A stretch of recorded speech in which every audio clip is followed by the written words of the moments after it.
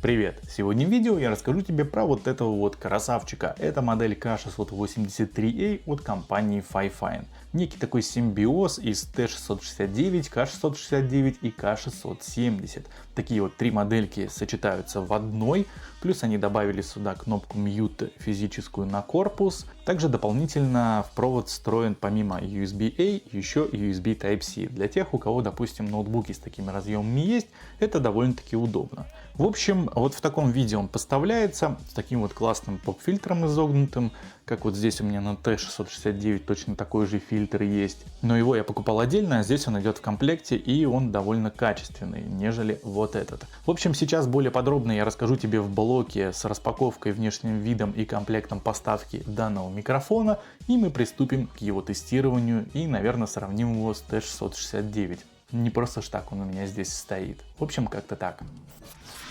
Итак, Fifine K683 едет из Китая в белой картонной коробке с изображением устройства на крышке. Внутри на самом верху лежит красочная инструкция по эксплуатации, в которой отображены все этапы подключения, а также расписаны основные рабочие моменты. Само устройство находится в проставке из плотного поролона, а вся периферия уложена в отдельной черной коробке. Здесь у нас имеется небольшая, но очень увесистая стойка тренога, оригинальный съемный кабель для подключения микрофона с интерфейсом USB-B на одном конце и со сдвоенным разъемом Type-C плюс USB-A на другом. Длина кабеля составляет ровно 2 метра, устройство совместимо с ПК на macOS или Windows, а также данный микрофон можно подключить к PlayStation 4. Тут самое главное, чтобы на выходе для подключения на разъеме было 5 вольт. Помимо всего прочего, как я и говорил в самом начале, в комплект к этой модели входит специальный изогнутый поп-фильтр с креплениями на эластичных резинках. Сам микрофон идет в сборе с простеньким пластиковым держателем, который в свою очередь крепится к нему посредством резьбового соединения. Диаметр устройства составляет 50 мм, а высота без крепежа и стойки 140. Микрофон полностью выполнен из металла, и сам по себе он довольно увесистый. По крайней мере, он тяжелее, нежели модель T669. На лицевой передней стороне корпуса расположили кнопку Mute, над которой находится LED-индикатор состояния. Его зеленое свечение будет оповещать тебя о том, что микрофон включен, а вот если нажать на эту кнопку и тем самым быстро отключить микрофон, то индикатор сменит свой цвет на красный. Функция очень удобная и во многих сценариях использования довольно полезная. Чуть выше над этим индикатором находится аналоговый регулятор чувствительности микрофона. В отличие от 669 микрофонов, в данной модели также предусмотрен разъем mini-jack 3,5 мм для подключения наушников, а вот регулятора громкости на звук, увы, нет.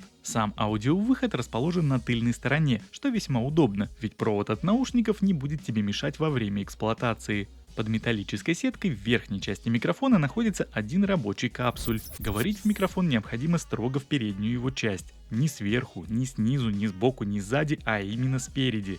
Несмотря на описание и официальную информацию в промо-материалах, Fifine K683 микрофон не конденсаторный, он электретный. Но сути это не меняет, ведь самое главное для нас это результат. А вот каким именно он получился, я тебе и предлагаю сейчас посмотреть и самое главное послушать в дальнейшем блоке с тестами.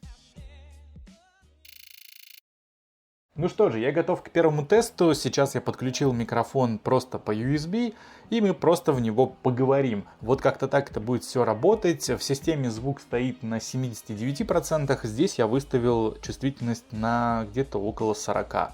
Вот примерно так. Я нажимаю REC, и мы начинаем записывать. Раз, два, три, четыре, пять. Вот таким образом записывает микрофон Fifine K683. Вот как меня слышно. В принципе, звуковая дорожка более-менее нормальная, насколько я могу это видеть. Давай прибавлю немножко, до 50% увеличиваю здесь чувствительность на самом микрофоне. 1, 2, 3, 4, 5. Сейчас мне должно слышно быть намного громче, нежели до этого. Давай проверим рабочую кнопку Mute. Я нажимаю ее сейчас.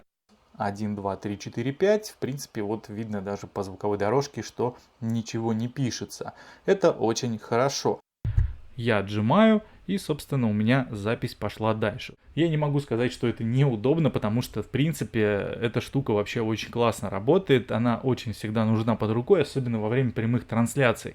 Не знаю, для меня ее не хватало вот в T669, в K669 уж подавно. То есть эта штука, конечно же, нужна. Но в любом случае, конечно, ручками всегда можно мышкой там все поклацать. Если, допустим, у тебя бюджет сильно ограничен, то К669 микрофон довольно-таки неплох. Я причем не зря просто поворачиваюсь на эту камеру сначала, потом на эту. Микрофон у меня в таком положении, заодно будем слушать, как у нас гуляет голос и гуляет ли он вообще. На 50% чувствительности, напомню, у меня этот тест происходит. И, в принципе, наверное, на этом, я думаю, данный тест можно будет заканчивать. Ну, разве что давай послушаем тишину. Вот таким образом.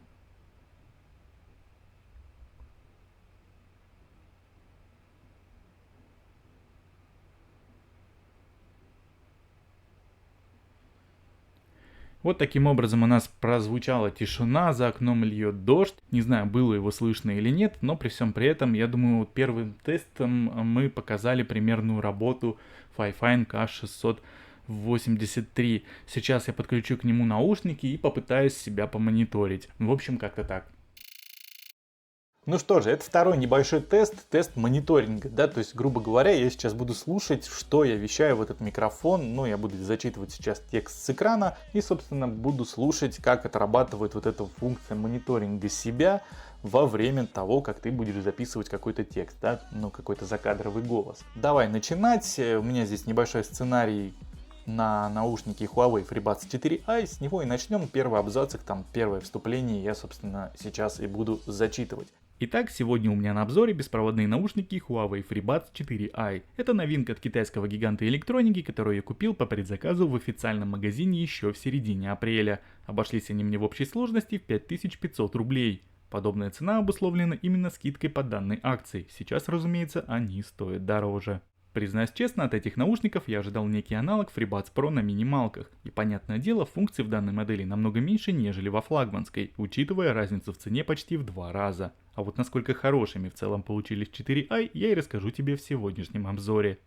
В общем, вот такой вот у меня небольшой отрывочек получилось зачитать. Я, в принципе, помониторил сейчас вот это все дело. Мне понравилось, задержек, в принципе, практически никаких. Я, по крайней мере, на слух их вообще не услышал. То есть то, что я говорю сейчас в микрофон, также у нас поступает и в наушники. Это очень удобно. Очень удобно даже в тех случаях, когда, допустим, ты какой-то трек будешь писать, там рэпчик или еще что-то. То есть ты можешь себя с этого микрофона мониторить. В общем, как-то так. Ну а это уже третий сравнительный тест нашего микрофона. Сейчас я T669 нацепил, немножко уравнял условия, то есть я снял вот наш вот этот вот новый микрофон с его комплектной стойки и прикрутил сюда T669, потому что эта стойка немножко выше, и тогда бы сам микрофон находился ближе к моему рту, и было бы немножко нечестно. То есть в равных условиях сейчас мы тестируем два этих микрофона. Сразу же вот сейчас можно послушать, как звучит этот микрофон на таком же расстоянии, находясь от моего рта. Ну и я также сделаю сейчас такую же фишку и просто зачитаю первый абзац для сравнения вот этого вот замечательного своего обзора на Huawei FreeBuds 4i. В общем, как-то так. Итак, погнали. Сегодня у меня на обзоре беспроводные наушники Huawei FreeBuds 4i. Это новинка от китайского гиганта электроники, которую я купил по предзаказу в официальном магазине еще в середине апреля. Обошлись они мне в общей сложности в 5500 рублей. Подобная цена обусловлена именно скидкой по данной акции, и сейчас, разумеется, они стоят дороже. Признаюсь честно, от этих наушников я ожидал некий аналог FreeBuds Pro на минималках, и, понятное дело, функций в данной модели намного меньше, нежели во флагманской, учитывая разницу в цене почти в 2 раза. А вот насколько хорошими в целом получились 4i, я и расскажу тебе прямо сейчас в своем обзоре. В общем, вот такой вот отрывочек точно такой же. Теперь по тайм-кодам можно будет сравнить, как работает T669 и вот этот вот новый микрофон от Fifine. В принципе, разницу я сейчас буду слушать и в своем резюме обязательно скажу тебе свой вердикт. В общем, как-то так. Ну что же, я послушал все, что записалось с этого микрофона, 669-го микрофона, и могу сказать, что данный микрофон лично на мой слух пишет намного лучше, чем этот. При одинаковом уровне чувствительности в 40% и тут у меня было одинаково. При одинаковых условиях расстояния до рта, то есть высоте, да, от стола. То есть вот этот микрофон записывает намного громче и записывает эхо. Эхо от комнаты. Здесь эхо тоже писалось, но оно было не такое сильное, как здесь. То То есть для такой закадровой озвучки я бы, наверное, предпочел вот этот микрофон. Для стримов вполне вот этого 669 хватит. В общем, вот такой вот получился у меня обзор данного микрофона. Не знаю, насколько тебе понравился его звук. Мне он понравился. Сейчас я всю концовку на него именно записываю, чтобы напоследок ты послушал, как он еще раз звучит. В общем, как-то так. Спасибо, что посмотрел этот ролик, и до встречи в новых моих видео. Пока.